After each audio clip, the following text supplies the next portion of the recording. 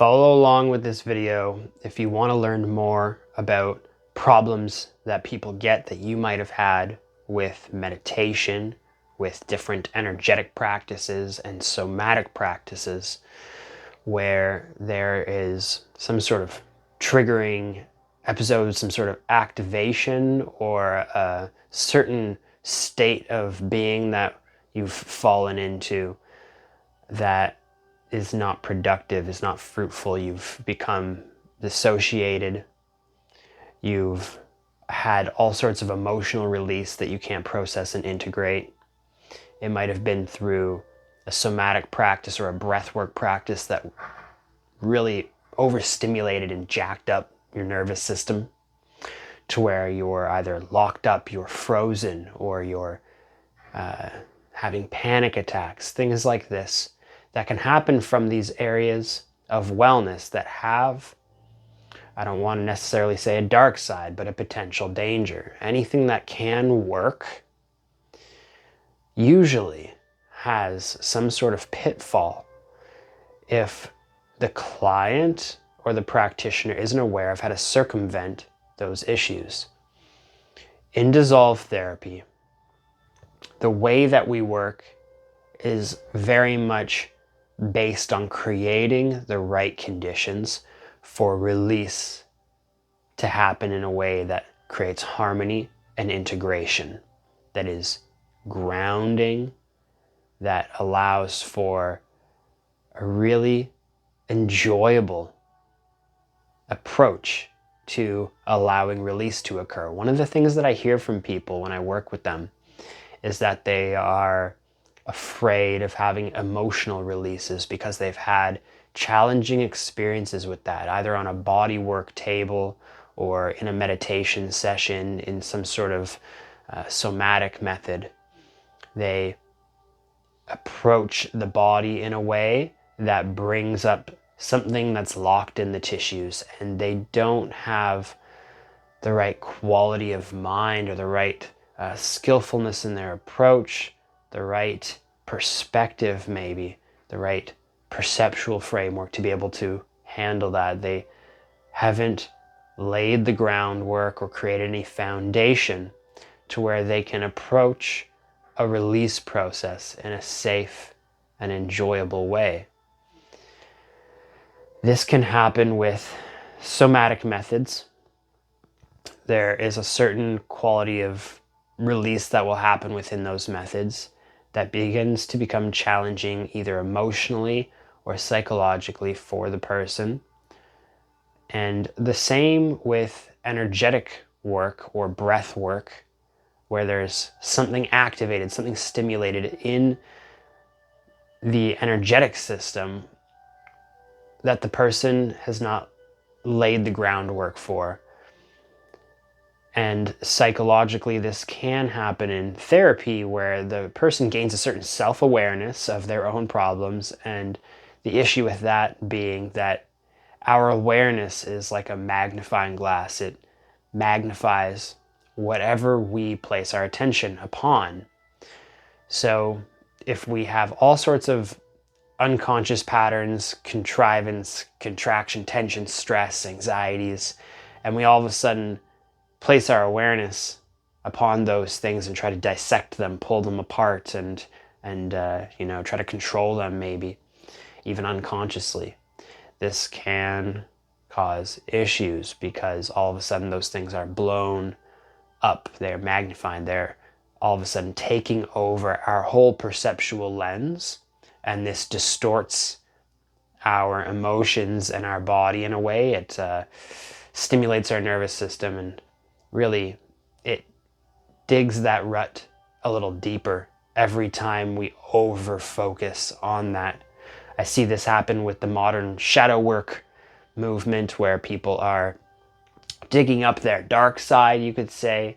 And although many people might do it in a way where they're just becoming aware of that and trying to create some sort of balance, it can often lead to people becoming absorbed into or blowing up and magnifying those darker parts of themselves or that shadow side, and then having that have a certain detrimental effect on their mind, their emotions, their body. In meditation, this also can happen. There are articles going around about the dangers of mindfulness and the dangers of meditation. And really, these are usually all about, as far as I've read and as far as I've seen, as far as I understand, these are usually about the modern way that people work with meditation, with mindfulness. This modern sort of neo non-dual perspective on meditation and mindfulness and these types of practices. And they're lacking some of the wisdom and some of the principles that were taught within some of the classical traditions that really nourished those practices and shaped those practices and passed them on for generations in a way that worked sustainably.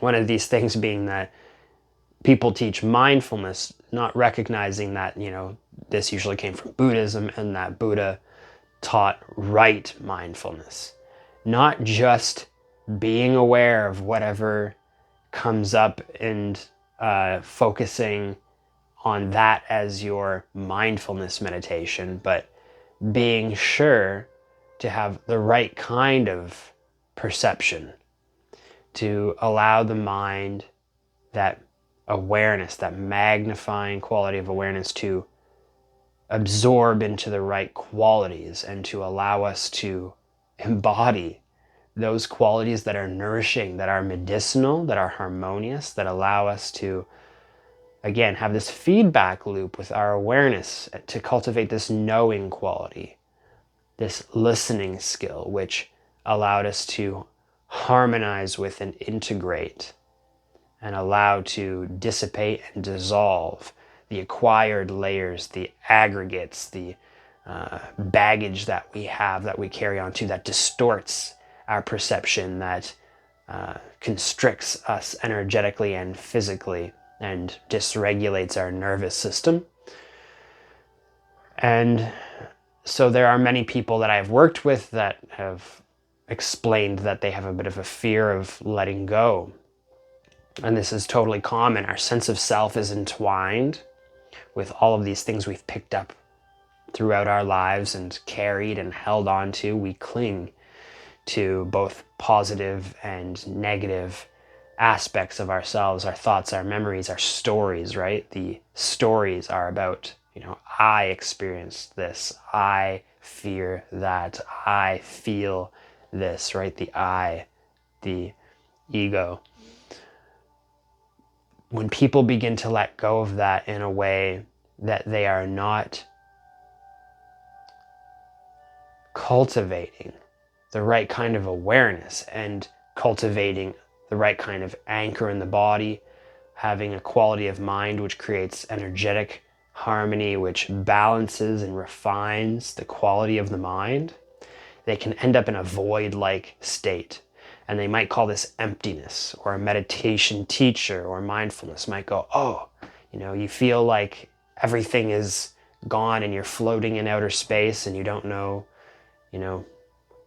what's going on anymore. And there feels like there's other parts of yourself kind of, bouncing around. And really what they've done is they've entered an incorrect state of emptiness, a kind of dissociation.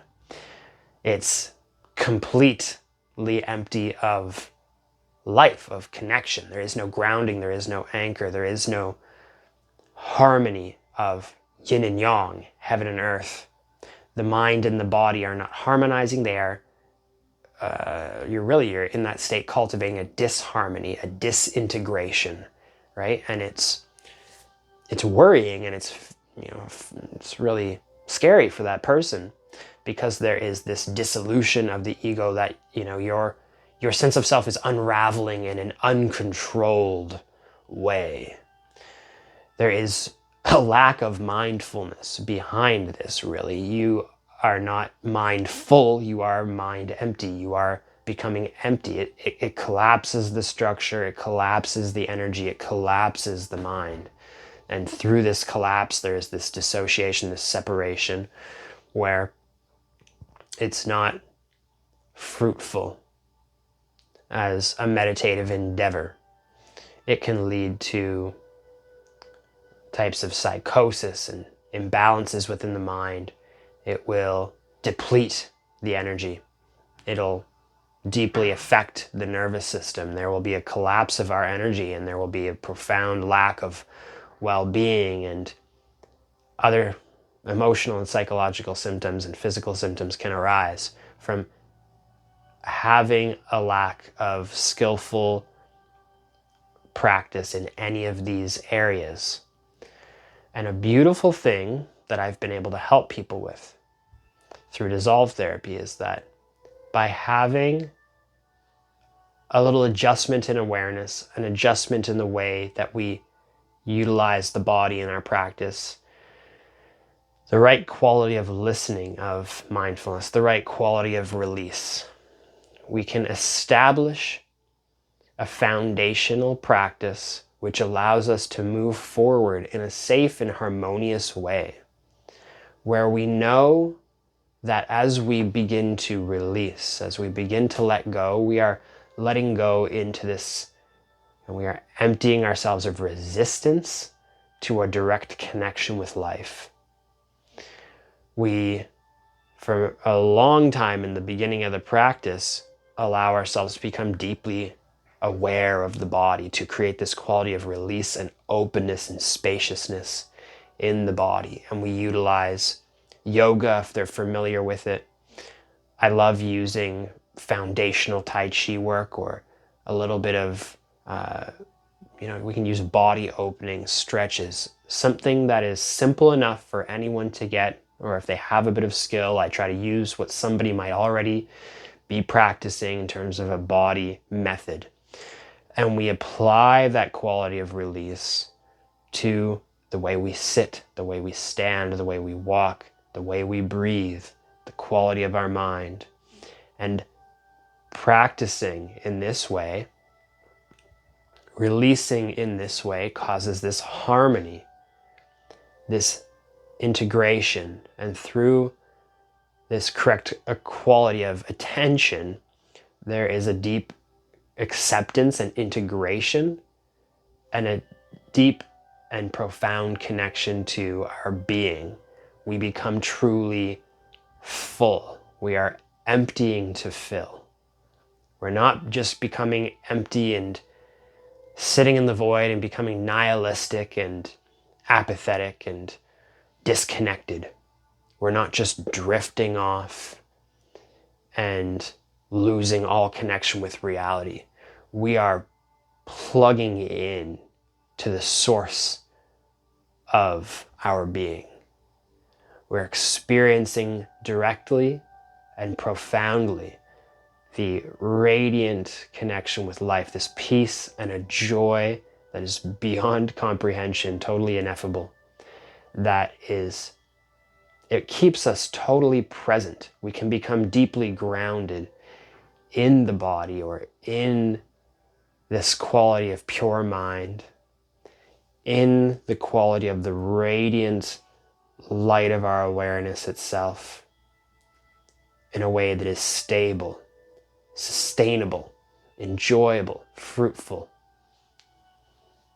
And it begins to stabilize us and reorganize us. It begins to create a coherence in the way that the nervous system functions, the way that the body operates. This quality of release saturates everything from the awareness back down to the body, and from the body back through to the heart and the mind.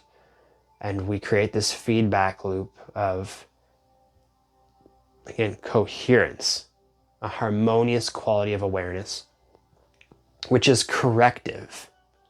It fine-tunes the whole spectrum of our being while we reside in this state. And it's a beautiful thing to be able to do it through body work. The dissolve body work that we do, it is a profound and healing thing for anybody who's had some of these imbalances, these triggering events with somatic work, these imbalances or in Chinese medicine and Qigong, they would say qi deviations, maybe from intense energy work that is done incorrectly or with too heavy on imagination, too heavy on forceful, manipulative controlling of the energy, or trying to force the body and the mind and the energetic system to create a certain result without being open enough, without having the right quality of mind. These things can become injurious over time, and we need to make sure that if we do go into somatic practices, that we take a balanced approach and have the right kind of teacher with the right quality of mind and the right skillfulness in being able to tell where the body is at, because some methods in and of themselves create the imbalance. So the right method and the right teacher is required for a fruitful endeavor. Same with energy work. You need the right method, you need the right teacher for it to be a fruitful endeavor. And even with the right teacher and the right method, some people just need a lot of time to develop the right kind of mind and body that can approach these things, because they can be powerful. It is the same with meditation. If you don't lay the right foundations, you don't have the right quality of mind, the right, you don't have your body open and freed up enough to allow things to change freely. If your nervous system is tight, contracted, and restricted, full of resistance, then things begin to become impeded, and there's interference that is created, and therefore the mind can be pushed out of the experience. We become dissociated, disconnected, imbalanced, right? And so for meditation, we want to have the right kind of body, a stable anchor of a body that feels safe in, that is a refuge.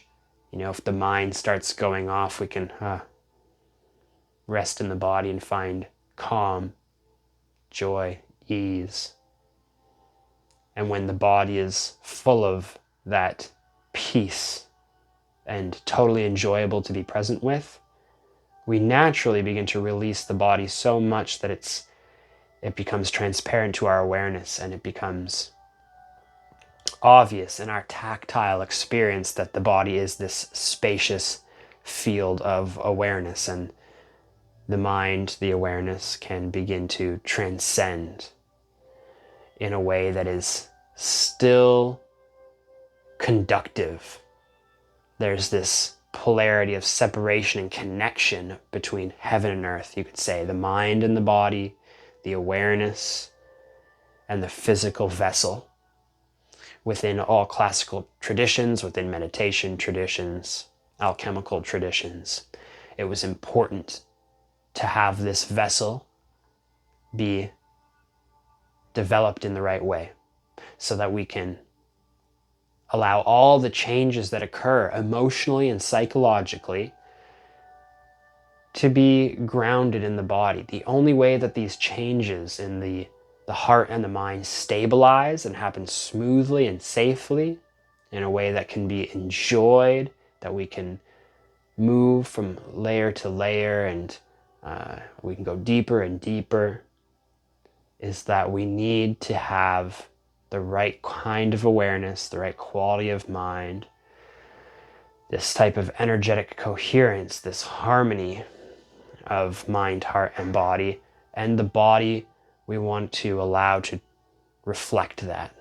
So we train the body to release in a way that is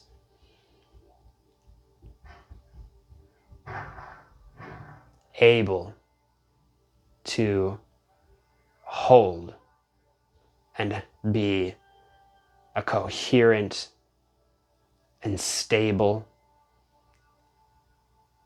and it lacks words at a certain point, why I'm stumbling over my words here. But the body is important, but we need to know that it reflects the mind. It is one with the mind. That the breath reflects the quality of the nervous system, reflects the quality of the mind. And if we're only working with one part of the body, one layer of our being, we're only working with emotional release, we're only working with parts of the mind, these different methods that work in this way. It's like a game of whack-a-mole, I tend to say. I guess what I was trying to say before when I'm stumbling over my words is that we need to recognize that the body is a manifestation of our being itself, that the body, the heart, the mind are simply different layers, different frequencies on a spectrum. Our whole being is this spectrum from the more tangible, gross, physical aspects, our lower being the denser, more physical energy. Then we have the more emotional energy. Then we have the intellect, the mental sphere, the psychological energy. And then we have layers of the mind that are more subtle. And we have pure awareness, pure consciousness itself, which, as we absorb into, can permeate all layers of our being and unify them, integrate them, so that we can reside in a state of pure being without dissociation, without disharmony, without falling apart, without disintegrating and having all sorts of massive fluctuations, right, that throw us off the path. Right? We want to have well-being. We want to have clarity. We want to be able to move forward in our practice and enjoy it, right? So if you think that this might be helpful for you, if you're someone who is seeking success in all areas of life, and you also want to have a successful practice, or if you've been working with somatic practices, emotional release, meditation, and you've had some of these problems come up, I invite you to get in touch with me if you want to work one-on-one. I do this dissolve coaching online because I've practiced enough within myself and with others in their body and online as well to have cultivated this type of listening skill and this type of awareness and the kind of eyes, the way to see where someone's at in their process so that I can help them reestablish this type of coherence and harmony and really get back to feeling at ease and being able to be themselves and have a fruitful practice and really put all of themselves into whatever they endeavor in their life and have some true success and have the true wealth of being able to reside within yourself and feel safe and feel like you can enjoy every bit of your life. So I hope this was valuable for you. I hope you enjoyed. Check out the links below if you want to get in touch. Take care.